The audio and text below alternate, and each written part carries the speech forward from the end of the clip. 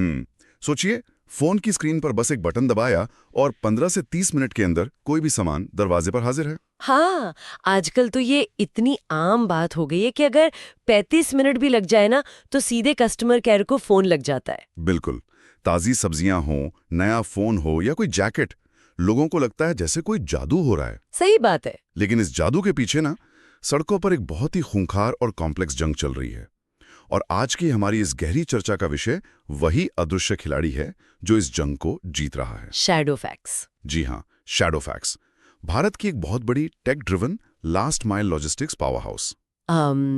और आज हमारे पास जो सोर्सेज है ना, उनके बेसिस पर हम समझेंगे कि कैसे कंपनी बिना अपने ट्रकों का कोई बड़ा बेड़ा खरीदे पूरे भारत के ई कॉमर्स और क्विक कॉमर्स की रीढ़ की हड्डी बन गई है। तो चलिए इस रिसर्च को खंगालते हैं। सबसे पहले ना इस पूरी कहानी का जो कॉन्टेक्स्ट है वो समझना बहुत जरूरी है। बिल्कुल। अगर हम आज के डेटा को देखें तो भारत में जो कुल रिटेल मार्केट है उसका सिर्फ 7 से 8% हिस्सा ही ऑनलाइन है। सिर्फ 7 से 8%?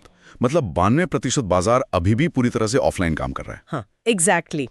तो अगर किसी को लगता है ना कि ई कॉमर्स अपने चरम पे पहुंच चुका है और अब ग्रोथ की गुंजाइश नहीं है, तो वास्तविकता इसके बिल्कुल उलट है। मतलब ये एक बहुत विशाल समुंदर है। हाँ, एक ऐसा समुंदर जिसकी गहराई मापना अभी शुरू ही हुआ है। और शैडोफैक्स इसी समुंदर में अपनी नाव बहुत तेजी से आगे बढ़ा रहा है। और इनकी नाव ना कोई आम नाव नहीं है। मतलब जिस 15 मिनट डिलीवरी वाले मैजिक की हमने अभी बात की, उसका इंजन पारंपरिक लॉजिस्टिक्स कंपनियों से बिल्कुल अलग है। हाँ, वो पुरानी सोच से काम नहीं कर रहे हैं। राइट। जब हम लॉजिस्टिक्स के बारे में सोचते हैं तो दिमाग में क्या आता है? बड़े बड़े वेयर हाउस, ट्रकों की लंबी लाइनें और हजारों परमानेंट कर्मचारी। हाँ। लेकिन रिसर्च के हिसाब से शैडोफैक्स का मॉडल पूरी तरह से एसेट लाइट है। Asset light? मतलब इनके पास खुद की गाड़ियां नहीं है। बिल्कुल नहीं। और फिर भी इनका नेटवर्क इतना बड़ा है कि ये भारत के 14,758 पिन कोड्स को कवर करते हैं। 14,000? ये तो हाँ, लगभग पूरा देश ही कवर कर लिया इन्होंने। बाप रे। और ये काम वो अपने कर्मचारियों से नहीं करते? नहीं, वो ये काम 2 लाख से ज्यादा गिग डिलीवरी पार्टनर्स के क्राउडसोर्स नेटवर्क के जरिए करते हैं। तो इनका बिजनेस मॉडल काम कैसे करता है? मतलब ये पैसा कहाँ से बनाते हैं? देखिए, ये B2B2C मॉडल पर काम करते हैं। इनके क्लाइंट्स आम जनता नहीं है, बल्कि e commerce platforms, direct to consumer brands और हाइपर लोकल बिजनेस जैसे ब्लिंकिट या ज़ेप्टो हैं। अच्छा, तो ये उनसे डिलीवरी फीस लेते होंगे? हाँ, फिक्स डिलीवरी फीस और दूरी या वॉल्यूम के आधार पर जो चार्ज बनता है वो ये इनका मेन रेवेन्यू है। तो अगर इसे एक लाइन में समझना हो तो क्या हम इन्हें कुरियर्स का ऊबर कह सकते हैं? हाँ, काफी हद तक। मतलब जिनके पास खुद की गाड़ियां नहीं है लेकिन नेटवर्क इतना बड़ा है कि वो हर जगह मौजूद है। पर यहाँ ना एक बहुत बड़ा पेंच है। कैसा पेंच? देखिए, जब कोई ऊबर बुक करता है और ड्राइवर ट्रिप कैंसिल कर देता है तो गुस्सा ऊबर पर आता है। हाँ, ये तो है। लेकिन ई कॉमर्स में अगर एक गिग वर्कर जो शैडोफैक्स के लिए काम कर रहा है वो कस्टमर का पार्सल डिले कर दे या खराब कर दे तो कस्टमर शैडोफैक्स को गाली नहीं देता। बिल्कुल, वो गाली उस ब्रांड को देता है जिसका सामान उसने ऑर्डर किया था। राइट। तो अगर किसी कंपनी के पास परमानेंट कर्मचारी नहीं है जो सुबह 9 बजे ऑफिस आकर हाजिरी लगाते हों, तो क्या यहाँ फेल्ड डिलीवरी का रिस्क बहुत ज्यादा नहीं बढ़ जाता? ये एक बहुत ही वैलिड पॉइंट है। मतलब एक ब्रांड अपना सबसे नाजुक काम, लाइक कस्टमर के हाथ में सामान सौंपना, एक ऐसे गिग वर्कर के भरोसे कैसे छोड़ सकता है जिसकी कंपनी के प्रति कोई लॉयल्टी ही नहीं है? देखिए, यही इस पूरे बिजनेस मॉडल का सबसे खतरनाक हिस्सा है और इनकी सबसे बड़ी ताकत भी। ताकत कैसे? क्योंकि एसेट लाइट होने की वजह से ही वो इतनी तेजी से स्केल कर पाए हैं। एक पारंपरिक कंपनी को नए शहर में जाने के लिए करोड़ों का कैपिटल और महीनों का समय लगता है। हाँ, जमीन लेना, ट्रक खरीदना। राइट। शैडोफैक्स को ये सब नहीं करना पड़ता। वो किसी टियर 2 या टियर 3 शहर में जाते हैं, वहां के लोकल लोगों को गिग वर्कर बनाते हैं और काम शुरू। लेकिन जो रिस्क आपने बताया ना कि फेल डिलीवरीज का डर, उस रिस्क को काउंटर करने के लिए ही उन्हें पूरी तरह से टेक का सहारा लेना पड़ता है। अच्छा, तो टेक्नोलॉजी यहाँ काम आती है? बिल्कुल। बिना एक मजबूत टेक ब्रेन के ये एसेट लाइट मॉडल एक हफ्ते भी नहीं टिक सकता। और यहीं से ना उनकी सबसे बड़ी ढाल या कहें उनके मॉट की कहानी शुरू होती है। हाँ, उनका असली हथियार। क्योंकि गिग वर्कर्स तो कोई भी हायर कर सकता है ना। बाजार में डिलीवरी या ई-कॉम एक्सप्रेस जैसी और भी बड़ी कंपनियां हैं। हाँ, बिल्कुल है। वो भी सड़कों पर लड़कों को हायर करके पर पार्सल पैसे दे सकती हैं। तो फिर शैडोफैक्स इस बाजार में अपना दबदबा कैसे बनाया हुआ है? इसका सीधा सा जवाब है उनका प्रोप्राइटरी एआई और डेटा। और ये टेक स्टैक उन्होंने हवा में नहीं बनाया है। तो वो कैसे बनाया है?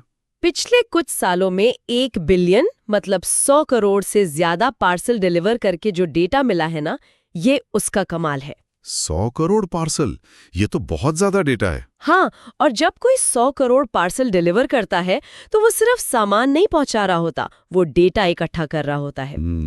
किस रास्ते पर जाम है, कहाँ फ्रॉड ज्यादा होता है, ये सब। एग्जैक्टली। रिसर्च में इनके 2 मुख्य टूल्स का जिक्र है। पहला है शैडोफैक्स मैप्स। हम सब जानते हैं कि भारत में एड्रेस का सिस्टम कितना अजीब होता है। हाँ, मतलब पते ऐसे होते हैं कि पीपल के पेड़ के सामने नीले गेट वाला घर। बिल्कुल। और स्टैंडर्ड मैप्स यहाँ आकर दम तोड़ देते हैं। सही बात है। लेकिन शैडोफैक्स का सिस्टम इस अनस्ट्रक्चर्ड डेटा को सटीक रूप से जियो कोड करता है, जिससे गिग वर्कर को वो नीला गेट ढूंढने में समय नहीं लगता। Make sense. और दूसरा टूल क्या है? दूसरा है शैडोफैक्स शील्ड, जो फ्रॉड को रोकता है। इन दोनों टूल्स के अलावा ना नोट्स में एक और चीज है जो सच में दिमाग घुमा देने वाली है। आप उस हाई वैल्यू आइटम वाले फीचर की बात कर रहे हैं? हाँ, मतलब इनका एआई सिस्टम इतना एडवांस है कि वो सिर्फ डिब्बे को नहीं लिखता, वो ये समझता है कि उस डिब्बे के अंदर क्या है। बिल्कुल। अगर सिस्टम को पता चलता है कि पैकेज में किसी नॉर्मल टी शर्ट की जगह टॉमी हिल फिगर की घड़ी है या गुच्ची का कोई महंगा बैग है, तो वो उस पैकेज की रूटीन पूरी तरह से अलग तरीके से ऑप्टिमाइज करता है। हाँ, वो उस आइटम को सबसे भरोसेमंद वर्कर को देगा और उसके रास्ते को ज्यादा सिक्योर रखेगा। पर यहाँ ना मुझे थोड़ा शक भी होता है। कैसा शक? मतलब आजकल कोई भी स्टार्टअप अपना पिच डेक बनाता है तो उसमें हर दूसरी स्लाइड पे एआई का नाम लिख देता है। हाँ, बज़वर्ड की तरह। राइट। इन्वेस्टर्स को ये सब सुनकर बहुत मजा आता है, पर क्या ये सच में ग्राउंड लेवल पर कोई बदलाव ला रहा है? मैं समझ रही हूँ आप क्या कह रहे हैं। मेरा मतलब है, ठीक है, आपने मैप अच्छा कर लिया, फ्रॉड थोड़ा कम कर लिया, पर क्या एआई सच में किस्मत बदल सकता है या ये सिर्फ हवा बनाने के लिए इस्तेमाल हो रहा है? मैं आपको फाइनेंशियल नंबर्स से इसका बहुत ही सीधा जवाब देती हूँ। ये कोई हवाई बात नहीं है। इसका सीधा असर उनकी बैलेंस शीट पर पड़ा है। अच्छा। एक समय था जब उनकी लास्ट माइल डिलीवरी काफी इनएफिशिएंट थी।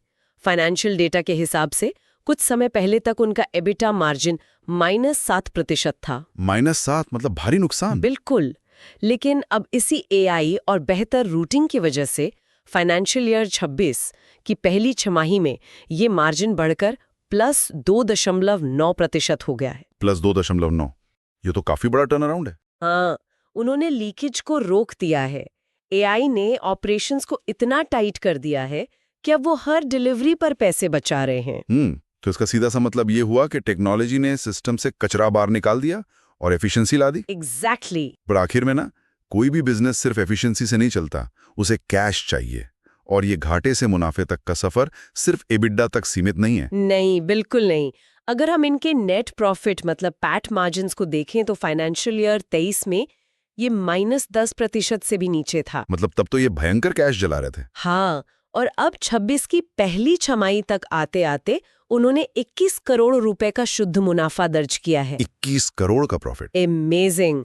डेटा ये भी बताता है कि उनका ई-कॉमर्स सेगमेंट, जो उनके कुल रेवेन्यू का 70% हिस्सा लाता है, वो अब पूरी तरह से मैच्योर हो चुका है। और जो नए सेगमेंट से उनका क्या? उनका जो नया दाव है ना, like direct to consumer brands और क्विक कॉमर्स, वो 68% की साल दर साल ग्रोथ के साथ रॉकेट की तरह उड़ रहा है। यहाँ जो आर्थिक सिद्धांत काम कर रहा है ना, उसे समझना बहुत जरूरी है। इसे ऑपरेटिंग लीवरेज कहते हैं। हाँ, ये बहुत क्रिटिकल कॉन्सेप्ट है इस बिजनेस में। इसको अगर हम एक बहुत ही आम जिंदगी के उदाहरण से डिकोड करें, मान लीजिए किसी ने एक नया रेस्टोरेंट खोला। ठीक है। उसने एक शानदार किचन बनाया, एसी लगाया, शेफ को नौकरी पे रखा। ये उसका फिक्स्ड कॉस्ट हो गया। बिल्कुल। अब चाहे दिन में 10 कस्टमर आए या 50, शेफ की सैलरी तो देनी है। शुरुआत में जब सिर्फ 20 कस्टमर आ रहे थे तो रेस्टोरेंट घाटे में था। हाँ, क्योंकि फिक्स्ड कॉस्ट नहीं निकल रहा था। राइट। लेकिन जैसे ही रेस्टोरेंट फेमस हुआ और दिन के 100 कस्टमर आने लगे, तो क्या हुआ? कोई नया किचन तो बनाना नहीं पड़ा। हाँ, बस टेबल्स को तेजी से टर्न करना पड़ा। एग्जैक्टली।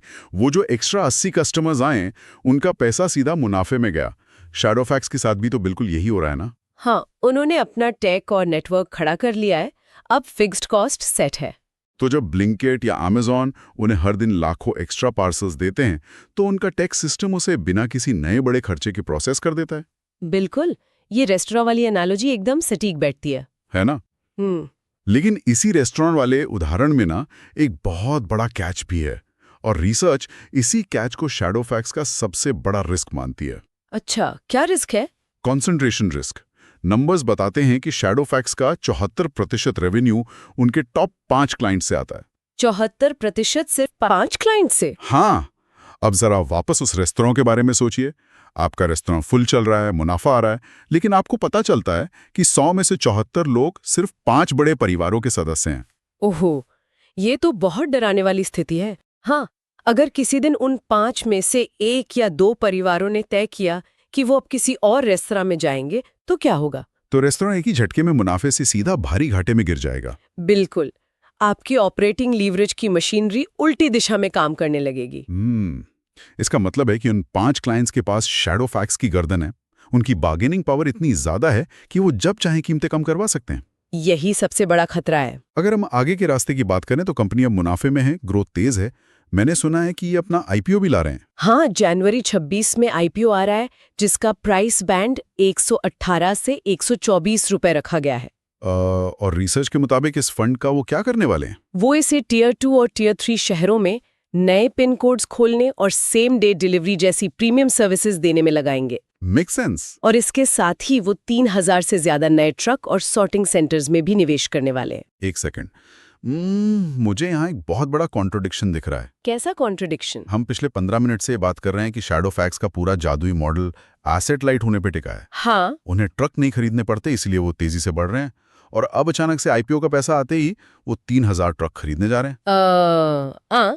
हाँ, ये थोड़ा अजीब लग सकता है सुनने में। मतलब ये तो अपनी बिजनेस मॉडल के खिलाफ जाने वाली बात हो गई ना।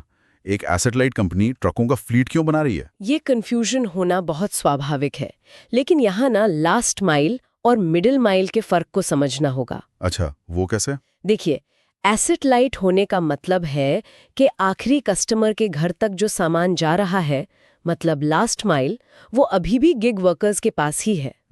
वहां कोई कंपनी का ट्रक नहीं जा रहा। लेकिन मान लीजिए कि दिल्ली के एक बड़े वेयरहाउस से सामान निकलकर उत्तर प्रदेश के किसी छोटे शहर के हब तक जाना है। राइट, उस बीच के सफर को मिडिल माइल कहते हैं। एग्जैक्टली। शैडो फैक्ट्स को एहसास हो गया है कि गिग वर्कर्स तो तब डिलीवर करेंगे ना जब सामान उस छोटे शहर के हब तक समय पर पहुंचेगा। हाँ, लॉजिकल है। अगर बीच का ये लंबा रास्ता किसी थर्ड पार्टी के भरोसे छोड़ दिया और वो लेट हो गया, तो आगे का पूरा सिस्टम फेल हो जाएगा। मतलब वो उस पाइपलाइन को मजबूत कर रहे हैं जिससे पानी गिग वर्कर्स तक पहुंचता है। बिल्कुल, ताकि उनकी पूरी सप्लाई चेन उनके कंट्रोल में रहे। ये मेक सेंस करता है। लेकिन अगर हम खतरों की बात करें तो अभी हमने उस रेस्तोरां वाली बात की।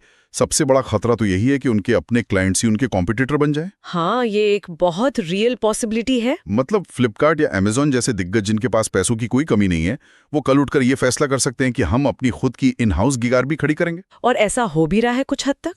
इसके अलावा कोई नई टेक्नोलॉजी रातों रात उनका गेम खराब कर सकती है। जैसे ड्रोन डिलीवरी। हाँ, ड्रोन डिलीवरी की टेस्टिंग चल रही है, या कोई और स्टार्टअप उनसे भी बेहतर एआई रूटिंग लेकर आ सकता है। तो क्या शैडो फैक्ट्स को इस बात का डर नहीं है? ये खतरे असली हैं, और डेटा और सोर्सेज इस बात की तस्दीक करते हैं कि कंपनी के अंदर इस चीज को लेकर एक बहुत बड़ा पैरानोया है। एक बहुत गहरा डर। हाँ, वो जानते हैं कि लॉजिस्टिक्स एक ऐसी इंडस्ट्री है जहां आज आप राजा हैं और कल आप बाजार से बाहर हो सकते हैं। तो वो इसे टैगल कैसे कर रहे हैं? इसी डर की वजह से उन्होंने अपनी रणनीति बदलनी शुरू कर दी है। वो समझ गए हैं कि सिर्फ 3 या 4 ई-कॉमर्स दिग्गजों पर निर्भर रहना सुसाइड है। इसलिए अब उनका पूरा फोकस छोटे और मझोले व्यापारियों, मतलब एसएमईज और उभरते हुए डायरेक्ट टू कंज्यूमर ब्रांड्स पर है। अरे वाह, ये बहुत ही स्मार्ट मूव है। हाँ, क्योंकि एक छोटा ब्रांड जो इंस्टाग्राम पर कपड़े बेच रहा है, वो अपनी खुद की डिलीवरी आर्मी कभी नहीं बना सकता। बिल्कुल, उसे अमेजॉन जैसी सर्विस देनी है, लेकिन उसके पास अमेजॉन जितना पैसा नहीं है। शैडो फैक्ट्स उनके लिए वही गैप भर रहा है। वो कह रहे हैं कि आप सिर्फ अपना प्रोडक्ट बनाओ, आपकी डिलीवरी का एक्सपीरियंस हम शानदार देंगे। इसके अलावा मैंने पढ़ा था कि वो रिवर्स लॉजिस्टिक्स में भी तेजी से घुस रहे हैं। हाँ, जो सामान कस्टमर वापस करता है उसे पिक करने का बिजनेस। ये सब उनके उस कॉन्सेंट्रेशन रिस्क को कम करने के तरीके हैं। मतलब वो खुद को एक ऐसे इकोसिस्टम के रूप में ढाल रहे हैं जो सिर्फ बड़े खिलाड़ियों के लिए नहीं, बल्कि भारत में ऑनलाइन सामान बेचने वाले हर एक इंसान के लिए जरूरी बन जाए। और यही उनकी असली जीत है। उन्होंने ये साबित कर दिया है कि भारत की जो बेहद जटिल और भीड़-भाड़ वाली लॉजिस्टिक्स की चुनौतियां हैं ना, उन्हें सिर्फ ट्रकों और गोदामों में पैसा बहाकर नहीं जीता जा सकता। सही बात है। उसे जीतने के लिए बेहतरीन डेटा, एआई द्वारा संचालित सटीक रूटिंग और लाखों गिग वर्कर्स का एक ऐसा नेटवर्क चाहिए जो हर गली, हर नुक्कड़ को जानता हो। एक कंपनी जो कुछ साल पहले भारी घाटे में थी, उसका आज मुनाफे में आना और आईपीओ तक पहुंचना सच में एक शानदार एग्जीक्यूशन की कहानी है। बिल्कुल है। तो अगर हम इस पूरी चर्चा के धागों को एक साथ जोड़ें, हमने देखा कि कैसे 15 मिनट डिलीवरी का वो छोटा सा जादू असल में एआई और एक स्मार्ट एसेट लाइट मॉडल की देन है। हाँ, टेक्नोलॉजी और इंसानी नेटवर्क का एक बेहतरीन तालमेल। बिल्कुल। और इस गहरी चर्चा को खत्म करने से पहले हम इस पूरी कहानी से जुड़ा एक नया और थोड़ा उकसाने वाला विचार इस चर्चा को सुनने वालों के लिए छोड़ना चाहते हैं। वो क्या है? जरा इस बारे में सोचिएगा। अगर आने वाले कुछ सालों में लास्ट माइल डिलीवरी पूरी तरह से कमोडिटाइज हो जाती है, मतलब एक ऐसा भविष्य जहां सब कुछ सिर्फ और सिर्फ एल्गोरिदम चलाते हैं, इंसान नहीं, तो उस दुनिया में असली पावर किसके पास होगी? क्या वो पावर उस ब्रांड के पास होगी जो वो सामान बना और बेच रहा है, या फिर उस अदृश्य डिलीवरी प्लेटफॉर्म के पास जिसका डेटा और जिसका एआई ये तय करता है कि पूरे देश की सप्लाई चेन आखिर कैसे चलेगी? ये बहुत ही गहरा सवाल है। क्या भविष्य में ये लॉजिस्टिक्स के एल्गोरिदम्स ही रिटेल की दुनिया के नए किंग मेकर्स बन जाएंगे? इस बारे में जरूर सोचें।